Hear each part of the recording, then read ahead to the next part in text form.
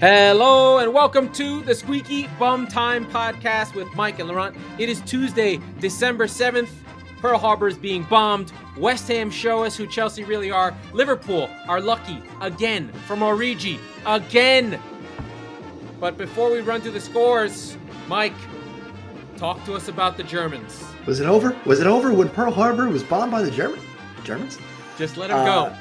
It's becoming a bit of a crystal knock. Speaking of World War II in the Premier League, right? You've got teams getting smashed by glass and yes, you've got Tuchel, and business is ruined. And that's all over the US, I guess. But Tuchel, Klopp, now Rangnick, Hasenhüttl, right? He's German adjacent. He was part of the Anschluss in 1938. Listen. He's got Nazi blood in him. Okay, let's be clear about something here. All right, he is a big, tall dude. Here's the thing. Here's why we're talking about Germans. It's because it is Laurent's 25th birthday today, or yesterday, technically. And so, in celebration of everybody's favorite psychopathic, self-loathing football fan who loves, if you listen to the show, loves talking about World War II references in Germans as much as he loves his own family. I don't like them. We decided to open the show with some Pearl Harbor and Kristallnacht jokes in honor of my friend Laurent. So happy birthday to you, buddy. Thank you, friend. Thank you, friend. Thank you. I was calcified at 38 when you met me, and I'm definitely calcified now. But first, I'm going through the scores. Let's do the roundup. First, here I go. West Ham 3, Chelsea 2. Wow. West Ham were good. They're still fighting. Chelsea away, a bugaboo team for them. West Ham can tell the world that they're kings of London. Chelsea slipping. Their XG gold is slipping away as Mendy falls through. I love Keep going through and we'll come back to this game because I got a lot to say about it. Okay, Newcastle, get off the schneid. Were they on the schneid? Woo-hoo. They were on the schneid and they're off the schneid. They get a goal because a goalkeeper fucked up and the ball went off his head and he went too far. Burnley lose. Yeah, I'm not sure that really counts as getting off the schneid if it's against Burnley, but they don't ask you how. They ask you how many. That's three in the good column. Southampton, Brighton draw again for the 8th time in 11 matches. Oh, we're going to come back to this one. 1-1 with Burnley, with Brighton against Southampton. My friend Neil Mope sticks it in again to get the draw late. Let's watch out for the Windex. Liverpool, oh God, with freaking Origi, pull it out of their ass again. 0-1 to Liverpool. 1-3 Watford versus Manchester City. This was not even that close. Are you ready for the XG? 0.7 for Watford, 3.7 for Manchester City. Ugh. That was a big, ugly goal. Our friend, Mr. Patrick Bamford, returns off the bench, 95th minute, knees it in against Brentford. Brentford looked like they were going to get a win in Ellen Road, and they can't do it. Oh, yeah. Boy. Tottenham have a nice and easy win at home against Norwich City. Quietly in 5th place because the league is so weird. Then we talk about our new German friend in Manchester United in Old Trafford. We were worried for United against Palace. The thing about this game, yes, they win 1-0 on Fred. They were in control, something we cannot say about United ever, never, ever. Villa, it is the master. It is the pupil taking over the master. Aston Villa behind Gerrard win 2-1 at home against Leicester. Leicester are in fucking trouble. There were some disallowed goals here that I have to talk about. And then today, Rafa Benitez gets himself off the schneid. There's more schneids than I'd like to schneid about. Beating Arsenal. Arsenal falling back to earth, just like you said, a bit of a paper tiger, a bit of a youthful team. But first, we've got to go back to East London and the London Stadium. West Ham 3, Chelsea 2. And Mike, take it away. Really a big back and forth game. A good one.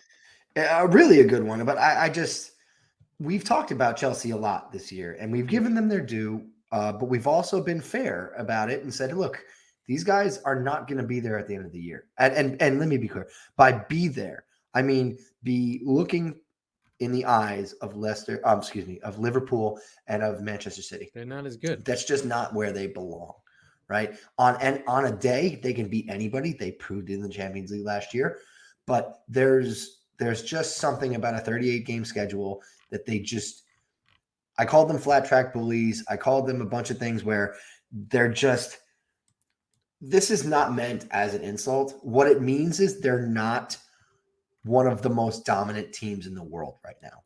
Yeah, that's what we're talking about. Yeah, and that's okay. They're up there. They're just not as good as Liverpool and City. I think on their day, they're as good, if not better, as any team in the world. Consistently, they are not, right? They don't have their day. Champions, I read something, it's an old trope, and it's true. It was about Michigan, who, by the way, Big Ten champions. I read something where it was basically champions win on their best days, and champions find ways to win when they're not their best days, when they're off. This was clearly a game where Chelsea had 64% possession, but they scored twice, right? They got a goal. This is a game that they should let it get not away. have lost. I think the big thing is Chelsea were on track to be one of the greatest defenses of all time. That might be a little bit out of their range now. And we're seeing the last 3 matches in the league, they've given up. Here we go now. Let me get this right. No clean sheets in their last 3. So where they were not giving up anything, they're starting to give up goals. And I will tell you that the reason for that is no N'Golo Kante. This team is at its greatest and at its most indestructible when Kante is in there. It's not just the defense. It's everything. It's defense to attack. It's passes. It's running with the ball. The drop-off from Kante to Ruben Loftus-Cheek is about the difference between their height, which is like 6'2" to 5'4". It's not the same. Like, all the pieces are the same. And then the other piece is Marcus Alonso from Chilwell is also a drop-off. This team has depth. We've been lauding it. He's a very streaky player, though. Yeah. He's very streaky. Well, he's just not. He just doesn't have. He's not as lithe and lively and getting in the box. So they're just not as good. They have good players. They have a lot of depth, but when they cannot replace Kante.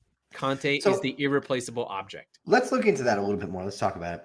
Manchester United, and this is a spoiler alert because their 6 won the game for them. But we've talked all year long about how all they needed to do was buy a 6. And I mean like a world-class 6. Right? A Declan Rice. West Ham has.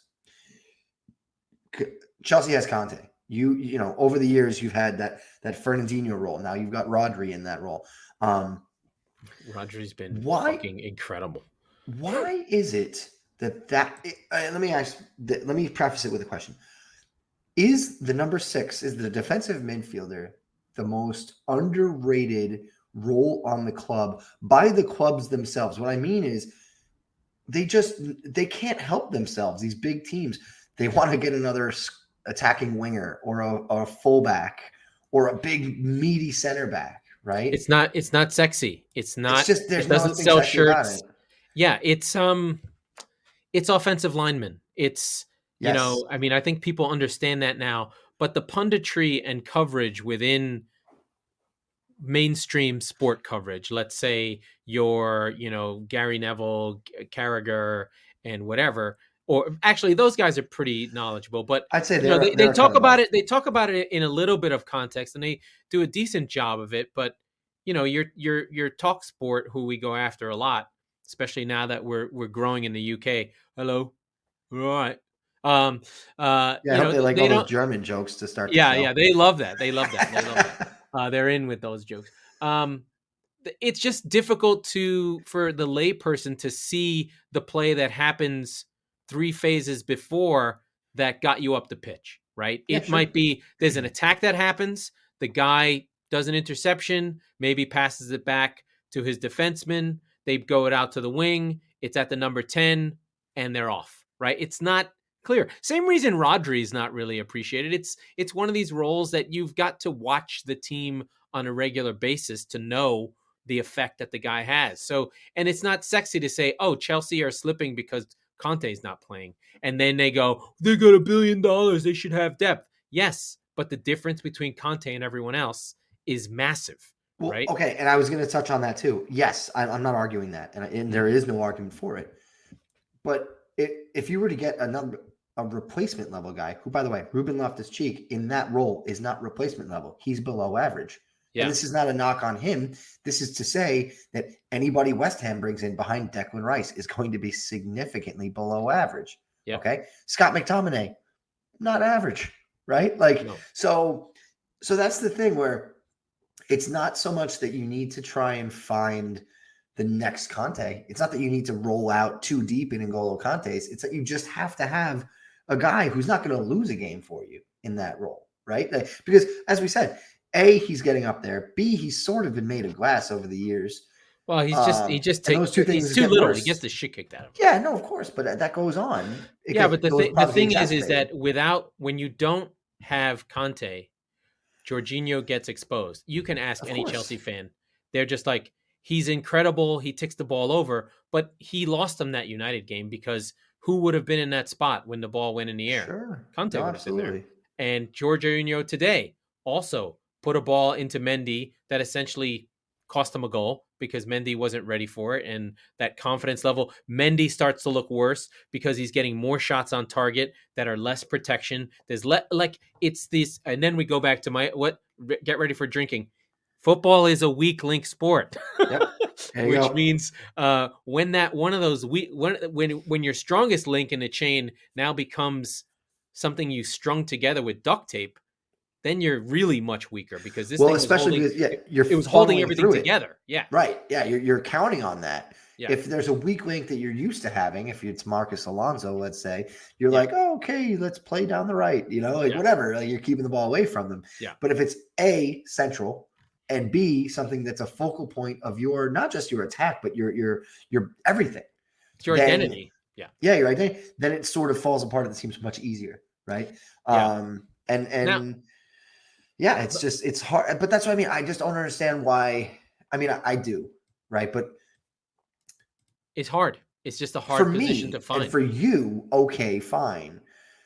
For if I'm managing a team, and I have N'Golo Kante, and I know he's old, and I know he's sort of broken at this point. Yeah. How the fuck is that not your first, second, and third priority? Like, you went out and you spent $100 million on Romelu Lukaku. You didn't need him. He's barely playing. Right? Yeah, injuries, fine, whatever. Yeah, it is weird. I don't understand it. Maybe there's a little bit of blind spot. Maybe they think that your boy, who's the young guy that's a loanee at Norwich will come in. No, the other one, not from your team. The kid who's the Chelsea kid. The Scottish kid. Billy Gilmore. Can't remember. Yeah, maybe they think Gilmore will become that. Maybe they think they can cover it with Saul. Maybe they think, anything. I don't know the answer. But I think we should go through the game because Saul, you know what? I should stop. Saul was that guy for that. Coverage. Yeah, right. Okay. All right. So or Mount can be that or whatever. So the game starts. Chelsea, of course, don't score goals from strikers because they never do. Thiago puts them up early and then this is the first mistake. Lanzini scores a penalty on the Jorginho back pass. My guy, Jared Bowen, one of the classic fan tracks trackers, because I hunted his ass down when he had 20 goals at the break at Hull before West Ham bought him. He was one of my favorite players. He bum rushes Mendy. Mendy can clear it, but Bowen gets on top of him. Mendy brings him down. Lanzini steps up. Then, of course, showing Chelsea have good resilience. Mason Mount with a killer on the half volley strike puts Chelsea up. Chelsea up 2-1. First of all, they shouldn't even give up one. Chelsea winning is about as hardcore a game over as you can do. Then at the half, West Ham lose another defender. At this point, West Ham have none of their regular defenders. They don't have Zuma, who's hurt. He misses the game. It's Dawson and Diop. And then Ben Johnson drops out of the game. So they've got basically no defenders left.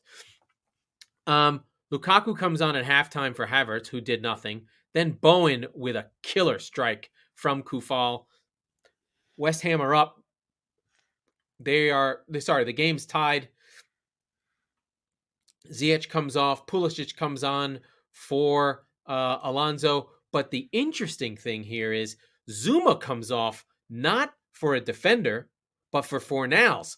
Rice drops into defense, and Moyes is telling his guys, you guys are good. we're not afraid of Chelsea. Yeah. We're going to go get this fucking win right now. Takes Lanzini off, brings on Benrahma. So they're going for it. Moyes has told his team, fuck Chelsea. We're at home. We're West Ham. We're in the top 4. We're going to get this thing. There's a run on the outside. So Masuaku should never score this goal, but there's a run on the outside that opens up the space in a weird way, an overlapping run. Somehow there's a moment to stop blocking the cross. Chelsea kind of just a half a second of confusion, and Masuaku just tries to cross it into the box. He mishits it or does it on purpose. It basically throws a knuckleball into the top corner. Mendy isn't even looking at it because he's assuming the cross is going to come across the front of the goal and bend the other way, and it pops in, and West Ham get the winner in the 87th minute. Incredible scenes, West Ham blowing bubbles, and yeah. And staying Chelsea in the top 4.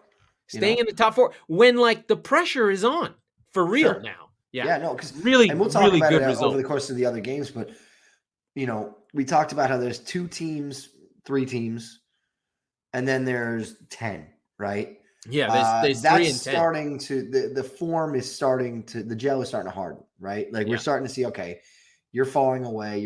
Now there's still a ton of games in the next 30 days, and there's still a lot of wiggle room for this to change. But the tea leaves, we're almost at the halfway point. You're starting to be like, okay, this is really who you are. And more importantly, this is who you aren't, right? And this is, again, I think the first lesson that we learned. I think there's 3 teams, maybe 4 if you count West Ham. There's 3 teams that we learned something definitively about. And Chelsea was the first one, right? It's like, hey, you're not a title challenger. You're just not. And again, I say that on December 7th, 2 points off the top. I mean, listen, like I said, it's 35 goals for XG of 27, 9 goals against XG of 15. Everything about them says they're not as good as their numbers. Yes. So they've slid down just a little bit, not too bad. But Liverpool and City are the real. They are playing to their numbers and real, right? Everyone else is relatively close together, except for Crystal Palace, which is weirdly a plus, even though they're down in 14th. Yeah. Next up, the fucking awful shit heels that are Liverpool.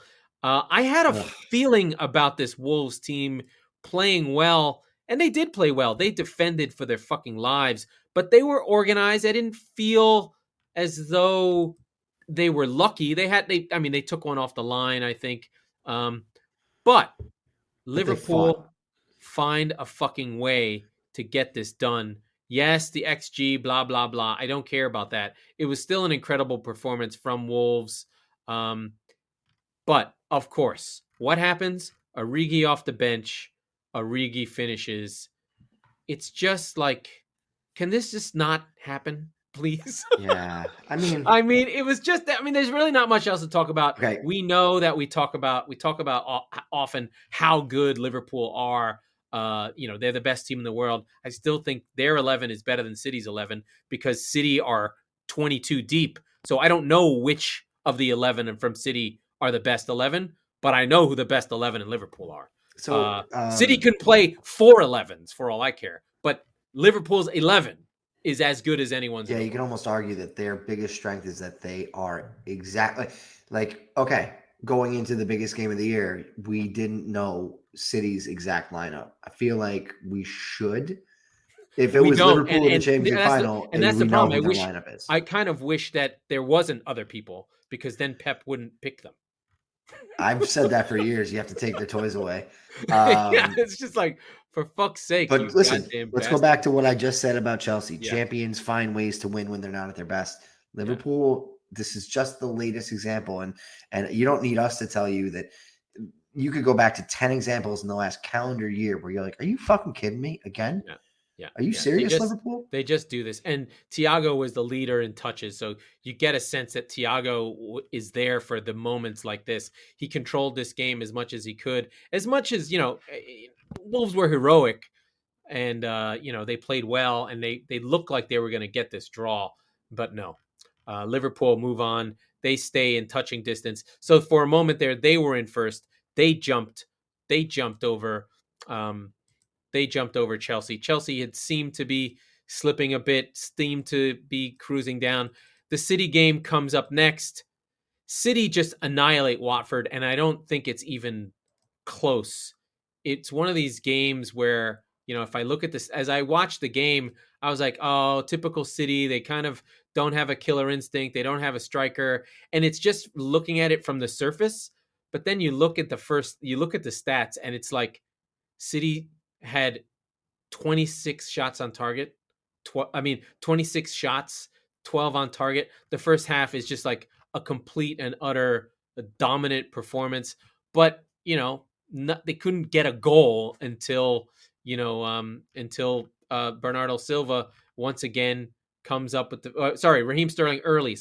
Raheem Sterling early. You think they're going to just batter them. Then Silva with two more, one later in the first, and then later in the second half. But it was pure dominance, more of the same from City. Now the record after so Watford scored a goal, and in their last 6 games, I believe City were outscoring Watford 20-0 until the goal was scored. So it's just like a pure dominance, destructive force. City not even getting out of first gear. They roll in and just like, oh, we're going to bring on Jack Grealish and Phil Foden for this game. And then we're going to do some changes. We'll bring on De Bruyne, Mahrez, and Jesus as our subs from the 67th minute on. It's just like not fair. The depth is there. City pull into first place. I wouldn't be surprised if they didn't let it go, honestly. They're so good right now, even though they don't finish, which is weird. They are the opposite of Neil Mopé. Well, actually, they're exactly the same as Neil Mopé, except without the sodomy. I can't hear you, Mike. I was on mute. I want to talk about Watford and take the devil's advocate approach on something. That's why you got that drivel about Man City for so long. So, I look at the table and I look at Watford with 4 wins, 1 draw, 10 losses, and they're minus 13 goal difference right now. Yeah, they're pretty bad. I'm sorry, they're minus 9, excuse me. Yeah, sure. But when I look at Burnley, now Watford are in 17th. Burnley currently in the first place of the relegation zone, 1-7-6 with a -7. Now, we've always talked about from a philosophical perspective of go try and win games regardless of opponents. 3 points are better than 1. You have to only win one every. It's true in the mid-table, but in the bottom, those single points. So here's where it matters the most, right? I think, and it's negligible right now. It's only 2, but when Watford play to win and they attack, and you see Leeds do this too, they get their doors blown off sometimes. You lose goals, right? Yeah. And goal difference matters at the bottom. It doesn't matter in the mid-table. No. So that could be something that at the end of the year, you're looking at it like, fuck, we have to go win this game because a tie does us nothing. A draw does us nothing because even if we draw even with Burnley for 17th place, then they've got us on goal difference by 5. So, yeah, I've always, we've always said, go try and win games.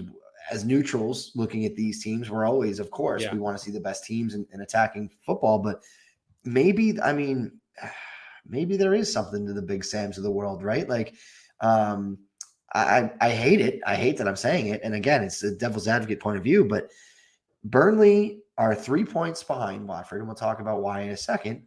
But I almost feel like they might be in a better position than Watford if they can't go ahead and get some wins. Now, Watford is certainly more explosive. Well, Burnley have some tough news. They've lost Cornet for a while. Is he out?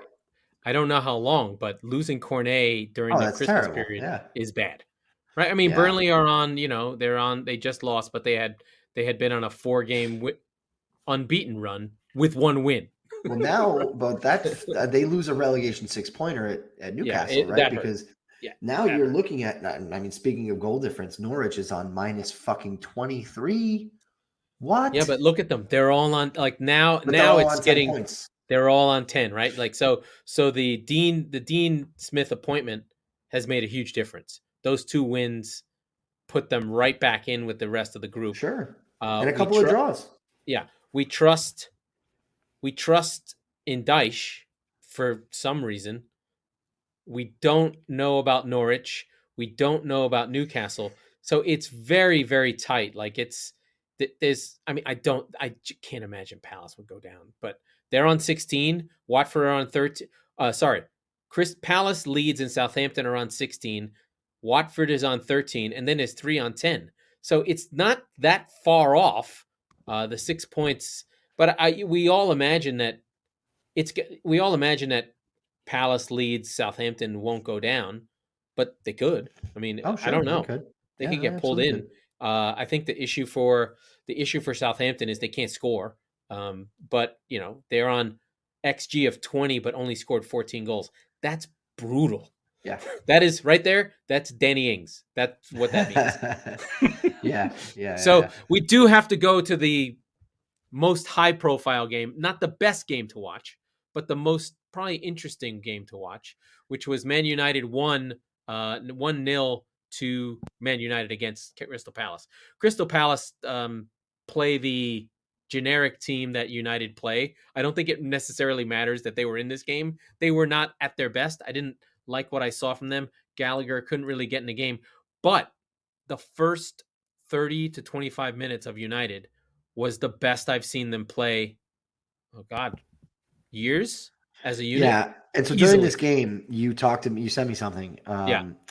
And you were basically saying something along the lines of, it's been this many games for United since I went stop, because you have to look at United as before Ole and post Ole, right? Because there's just no other way to look at them other than that prism. Because when you look at this season, there are 38 games, which means there are 23 to go for Manchester United. There's 60% of the season, roughly 65. What do you want to say? Yeah. There's a lot of racetrack left. And if Manchester United... You want to talk about an easy schedule. They have the cupcake of cupcakes. I mean, it is laughable how, it's almost like the gods fucking had them change their manager. Here, you ready for the next 10?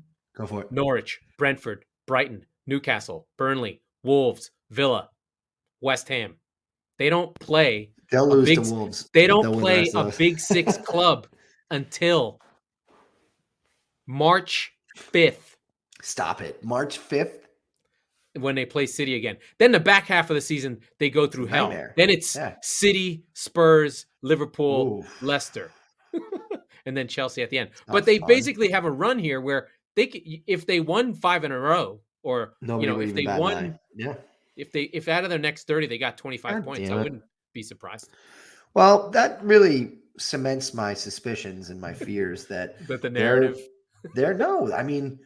Look, they're a point behind Spurs. They're 3 points behind West Ham. There's no reason why of those 3 teams. And I think, despite my comments about Chelsea, I want to be clear. They're still they're better than those teams. They're comfortably right again. There's the oil and the vinegar and all the other sediments are sort of separating, right? And so you've got the top tier is 2. Chelsea's alone in the second tier, if you will, at 3. And then the third tier, I really think it's a 3-horse race. And I'm putting Spurs in it for now, and I don't necessarily believe that. You should because you have Conte. We have Conte and we've got coach. And we've got Oliver Skip. And you've got Kane to start scoring. Well, that's the thing, right? We're here, and Sonny and Kane have been absent for the most part. Well, Sonny's been good. He's been fine. But he hasn't been anywhere near the first half of a year ago. And I'm not saying he should be. No, he can't. Find me the difference. Find me the middle, right? Yeah. And additionally, there's a direct correlation between Kane's quality and Son's quality, right? So they connect together. Yeah, they have. Kane is starting to do things. He's just not showing up on the score sheet. And what I mean by that is the thing I noticed. So I'll go back to United, but there was a moment that he took the ball, just inside the midfield, maybe in the final third, and he turned and ran, and I was like, "Oh, he can run again," because he couldn't. Right. I was like, "What's wrong? He can't run." Yeah, and so he's starting to effectively wake up, right? And his body's starting to work. He's starting he's getting a lot more hockey assists, which don't go down in the book, but those are he's setting up plays that are being finished off by others. Yeah. Anyway, my point is that tier, you have to put West Ham in it, whether you like it or not. Well, they've got the points in the pocket, right? They're there. Right. I do want to talk about the Rangnick thing. United really worked hard really played as a unit. If you are familiar with the best versions of Southampton, they basically played like Southampton play, with this idea of the 4-2-2-2, where it's a very narrow group, and they play with 2 10s and 2 9s. So it's a very weird system where they take their wingers and they bring them inside and expect them to work out. But what that does is it stops counterattacks, because they're a big central box in the middle, and they played really well. And they, to be fair, exciting, especially the first 25 minutes. I was like, holy shit, I'm scared. What's going to happen to the rest of us now that they have coaching? But then they kind of, first half peters out. Then the second half is just gross. It's just kind of stop start, lots of fouls, no real chances on either side here or there. There were some little things. And then Fred showed up with a really nice finish late in the game to put United through. I thought it was just after Jordan Ayew, who I didn't understand why he was playing. It was like, why is Ayew playing when you have Elise and Eze? It didn't make sense to me. Zaha did his usual thing where when he plays against teams that are actually good, he can't do shit. Very normal stuff. Benteke didn't really do much. Nobody really did anything for Palace. It's kind of disappointing from their perspective. I always have a soft spot for Palace. They've got something good going. I kind of wanted them to do more, but United get the win. They have their first clean sheet ever. It feels like they haven't had a clean sheet in eons. The fact that their defense actually functioned was incredible, because they've had 4 clean sheets. One was in week 3, and then they shut out Tottenham when Nuno was just being a bitch. Yeah, Nuno on his last leg. Yeah, so the best game in Tottenham Hotspur history. Yeah, that was the greatest. Oh, thank God. But that was decisive, to be fair, about Spurs. Like that's really illustrative of the difference between Spurs having decisive management, whether you like it or not, and what happens at United, where they fucked up and they should have signed him anyway. Now, they may win in the end with Rangnick. I feel like Rangnick is more of what United need rather than Conte. They would, if they had gotten Conte, they'd be still in the same cycle and they'd still be needing Rangnick later. But Rangnick feels it's almost as if like there's the name brand is actually rarely the thing that gets you where you want to go. Yeah. It's the polished diamond that nobody actually really notices. What they needed was like a provost of a university who's going into a school that has bad fraternities, right? And he's going to clean it up. They needed Dean Wormer. They're going to put United is on double secret probation, right? And it's time. 0.0. So Rangnick is there getting things sorted out, and it was good. And I'm nervous. I think that United will be good now. All of a sudden, they have a coach, and the Germans have come. They've invaded. They are now bombing London. The radar all the way up to Manchester. Yeah, they did not. The radar did not catch them as they were flying over. And this is what would have happened if the Germans had won. And now they're here. There's a couple more games we can skip around a little bit. Let's go, we can jump. We just talked about how those 3 teams. Yeah. Listen, Spurs won 3-0. What I'll say about it is, it was uncomfortable and it was 3-0, and Spurs are the only team who can ever fucking accomplish that. And that's all I want to really say about it. Next, because when we look at the table, right, like that's that 4, 5, 6. But what I was going to finish that thought was to say that United have to be the favorite for 4 now. Absolutely, 1,000%. They're going to make it. And they'll be too far gone to really be a title challenger. No, they can't get there. And it's not that they can't make up 9-10 points. No, it's that those other teams won't drop another. It's that Man City and Liverpool won't drop 10 points the rest of the season. Between Man City and Liverpool, there's probably, if there were 5 losses between them, I'd be shocked. Right now? No, for the rest of the season. The rest of the way. Sure. Yeah. Like, it's going to be one of these, they're going to get into that 85 to that 86 to 92 point range. Sure. Yeah. They're gone. They're long gone. Yep. And then, if you extrapolate it, it's 70 right now for City over 30 games. And that's another 9 games is 27 points. So they're in that 85 range. You're right. Anyway, but so I think that, United probably at the end of the day, especially with the run you just told me about, they're going to take off. But the one caveat is that it's almost as if you want to play some big games over the holiday break because you're gonna fucking drop points at some point anyway. You might as well, instead of losing the points you should have. That's the other piece that's difficult. Yeah, I mean reverse engineering, and I get it. Yeah, but no, the other piece is there's weird results during this period. So for the uninitiated, there's like England for some reason, unlike the rest of Europe, plays through Christmas. Not just plays like 3 times as often as they normally do, and then the rest of Europe takes a break.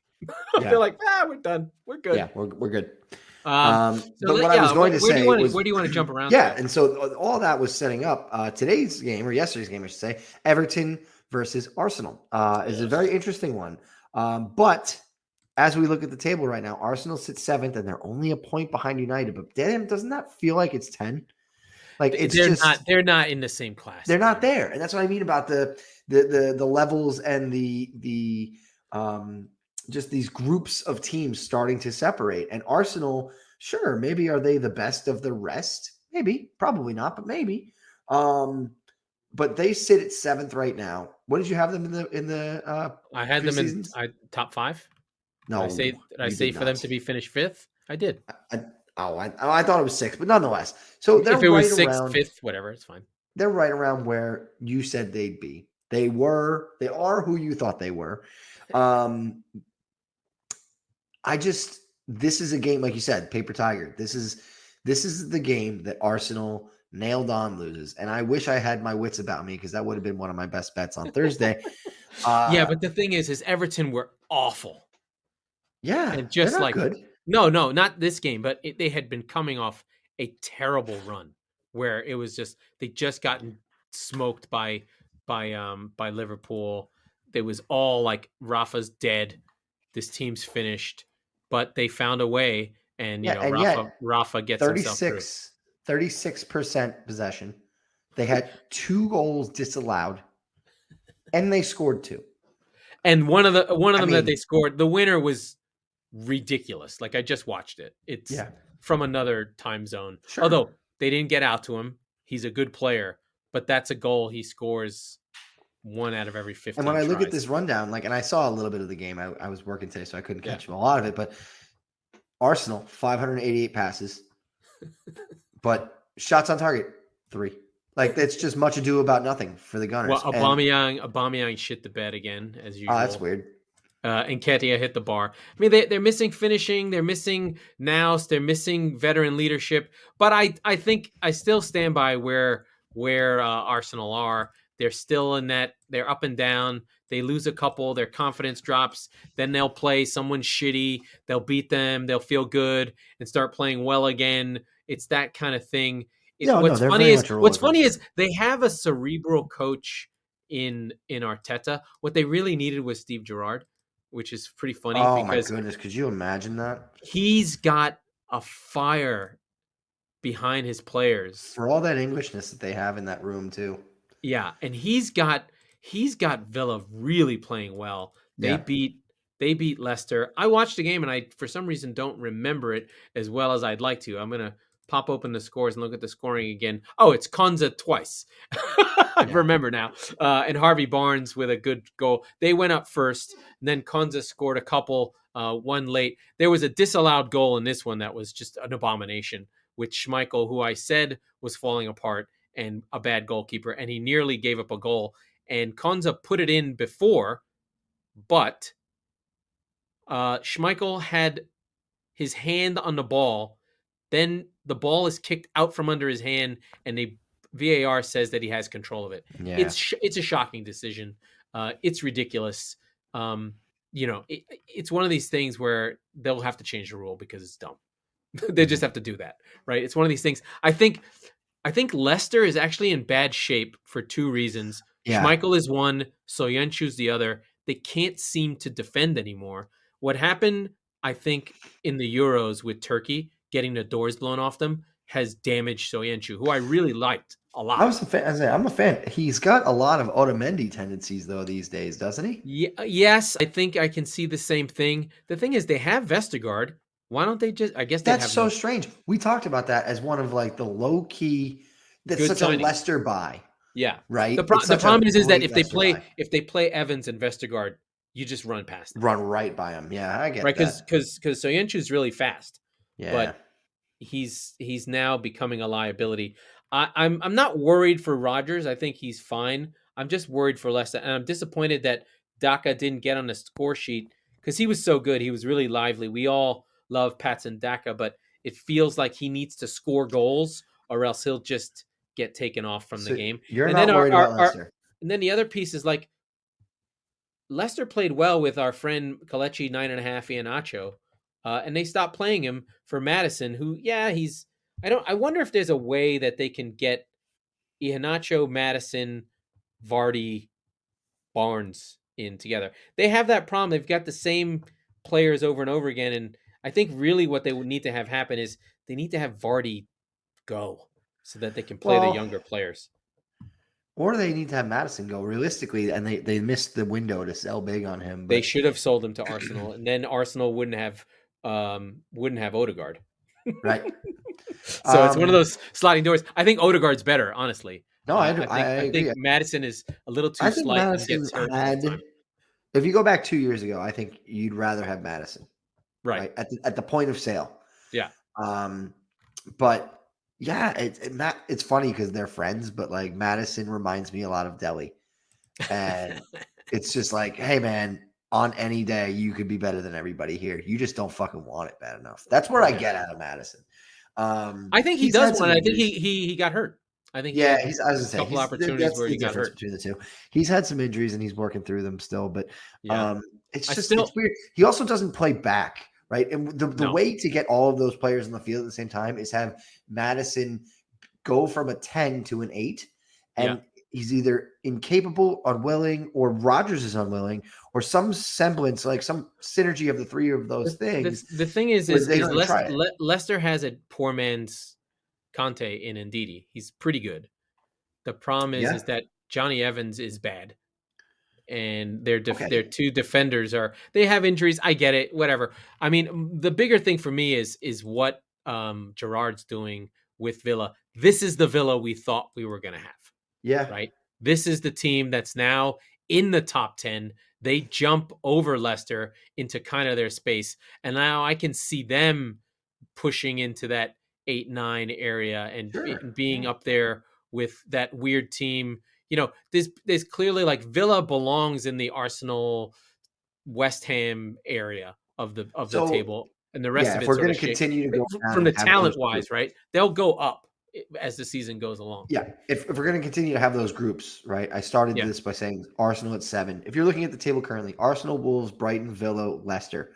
Is there anybody there that you go, okay, 7 through 10, 7 through 11? Yeah, that makes sense for basically all of those teams. Group. The weak link is Everton needs to be. Did you say Everton? Well, now they're in 12th, but Everton really is in that. It's a real, and these are the ambitious group, right? This is like the teams that want to be higher. With the exception of Arsenal, I suppose, but they get a pass this year. Historically, and they're so like, big. They have I'm not banging on them. Right, if you took the freaking payrolls of the 3 teams underneath them, they could fit into Arsenal's. Like Arsenal's still playing way over the numbers. And they trying fit into fucking Aubameyang's car, which is why he's late to games all the time. Fucking loser. Picking everybody up. You've any of these teams, I go, okay. The honestly big surprise for me in this group is Leicester being in the group at all. Right. They've been, what was the stat? This was the craziest thing. During the game I listened, they said that Leicester has spent in the past 2 years, Leicester spent more time in the top 4 than any team in the Premier League. I believe that. Because they fell out of the top 4 on the last day of the season, 2 seasons in a row. Yeah. And City had some time out. Liverpool fell out for a lot of the season. Chelsea almost missed it. United obviously, but they were nailed on. Yes, you are right. They are the dead weight, and it's a defensive problem for them. Yeah. And I think I think that Rodgers has his head turned too. I think he's kind of bored there. I think he's done what he can, and like you said, they dropped out on the last day twice. And the thing is like, to make fun of Spurs, because I have to. He got his FA Cup. He got his trophy. He did what he was supposed to do. He can walk away and go, "Hey, I won something here. This matters." Unlike Spurs, who seem to. You guys need that thing. You need Appreciate that silverware. Yeah, it matters. Hey, you drew the Morecambe Shrimpers. Listen, motherfucker, it's your birthday, so I'm going to be nice to you about that shot. I'm going to give you that one for free. But no, but you're sitting there, Leicester in 11th. You're under 500. I don't and yet I wanted to say goal scoring was the problem. They're 6th in the league in goals. Yeah, it's a defense. It's a defensive problem. And like I said, Schmeichel's bad. He's secretly bad, but they can't get rid of him. I get that. Well, any other games we should probably touch on? Brentford was fun, but let's Leeds Brentford, and then we're going to finish up with the big finale, like we did last week. So let's talk quickly about Leeds and Brentford. Brentford, no awesome. Party. Yeah, really fun little game here. Leeds went up, then Batiste brought it back. Brentford are up. They look like they've got this game in hand. The goalie's up in the 95th minute. My guy, Luke Ayling, assists to Bamford. Crowd goes wild. Awesome. He gets the card for taking his shirt off. It's not a coincidence that Ayling and that Luke Ayling and Bamford are back and Leeds are winning. Those two guys, the team didn't have results. The depth. This was Ayling's first game in a while. Yeah. He's back. He makes a difference. He makes their man bun equation make sense. So now they're back where they need to be. Rafinha with the assists on the first goal. Our late draw. And that's going to be the segue. We talked last week about Neal Maupay. Okay. There was a clip from our show, and if you haven't seen it, go. What you had it? It was timestamped. You don't even. It's like the 44th minute of. If you're into this episode this long, you probably listened to it at that point. But go back and go about the 45-minute mark and listen to Laurent go on about Neal Maupay. About he's the kind of guy that's going to steal your girl and sodomize her. Okay. It went further than that. It's even better than that. There was better than that. References to window wipes. Oh, there's a million things. Yeah, no, we had almost a spit take. It was a lot. Okay. It's a good bit. Now come back to Saturday, that sets the scene for Southampton leading 1-0 most of the game. Yeah. And enter Neal Maupay. Go ahead, take it away. Neal Maupay, he looks like he's offside. It's a free kick. Something goes on. I think Southampton's keeper is injured but still in the game and asks James Ward-Prowse to run into the line. And then, so the shot comes, he runs back, the shot comes off, and then James Ward-Prowse is running back up to try and play Neal Maupay offside. But the shot goes wild.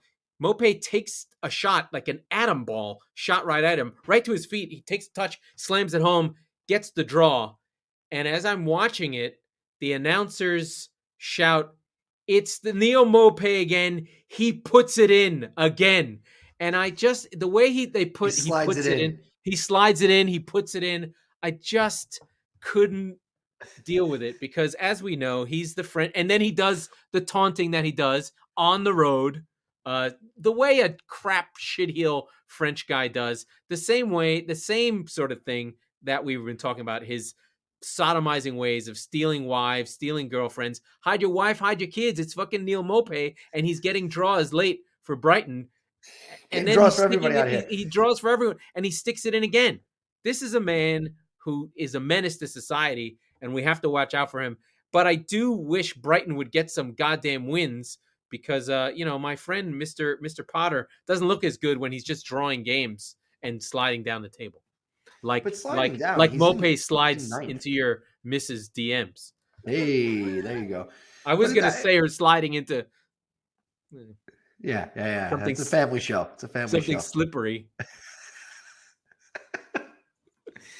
Oh my God. It would be amazing if he did the swan dive celebration. Oh, if he does, I can't with Neal Maupay. I think I really, so he was another one of those guys that I had identified for Brentford when Brentford went from Maupay, Watkins to Tony. So they were like creating, scoring center forwards that they would then sell on for $45 million. Right. So they sold Mopé to Brighton for 25 and then Watkins for 40. They still got Tony. They'll move Tony on eventually when they'll just go, Bueno, you're the guy. They'll just move Bueno over. Yeah. And then they'll be doomed because he can't hit the side of a fucking barn. But Neil Mopé's evil. He is sliding it in a town near you. Where is his next port of call? Not your mother, but where is his next port of call? I need to know who Brighton play next. I think it's West Ham. So that should be West Ham and no, it's you. Oh, fuck me in the ass. Not you, Neil. Wow, they really have drawn. Wowie wow. You should just look. This is an incredible. I don't want to. This is an incredible. I almost have to share screen just to show you just to show you where the poor. Look at that run of fixtures for fucking Brighton. That's pathetic. Yeah. Those are blue. Good. That's a lot of blue. We're in crazy town. Oh my goodness, so many mirrors. Anyway, so that is the show. What else do we got? Do we have any betting? I don't think any of our bets went through. I don't think I took Brentford, but didn't actually put the bet down, and they ended up drawing in the last minute because that sucked. Yeah, that's how it goes. No, I don't really have. We'll talk about that on Thursday though, ahead of the weekend. But we have one thing. What do you got? Newcastle earning their first win of the season. Big deal for them. Big deal. We talked about the bottom of the table. Eddie Howe off the schneid. That was the schneids. I don't need a lot of schneids. They're off the schneid. We're on the schneid. That's the beauty of doing the rundown before the show. We don't have to feel bad about leaving someone out. Oh, yeah, absolutely. There you go. It's the new style. Do you guys like the new style? Do you hate it? Tell us. Yeah, let us know. We listen. Okay. Let's get the fuck out of here. Birthday boy. That was the Squeaky Bum Time Podcast with Neil Mopé, Mike Salerno, and Laurent Cortines, specifically talking about bums. We are the football wing of the Chop Sports Network. We record on Tuesdays and Fridays and birthdays, so be sure to subscribe wherever you get your podcast so you never miss an episode. We want to thank FanHub for bringing people our way. We assume that your growth is our growth, and we have growths everywhere, like hookers who have been with Neil Mopé. And if you're listening on Apple, please rate and review the show, and do not hold it against us that we're raunchy dirtbags.